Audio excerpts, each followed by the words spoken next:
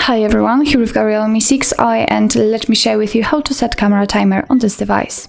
So firstly, let's enter the camera app, and since we are in the standard photo mode, we can tap on this 3+ icon in the right upper corner.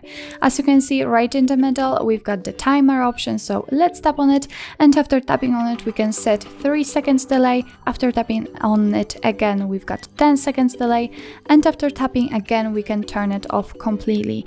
So let's check the 3 seconds delay. Let's tap on the shutter button, and as you can see, from now on your device will count down from 3, and after that time it will take a photo. So let's pick also 10 seconds delay, and as you can see, the same situation, but right now your device will count down from 10. So obviously it really depends what kind of option you will apply. Of course, you can also turn off the timer, just make sure that the icon will look like it, and from now on you can take photos right after touching the shutter button.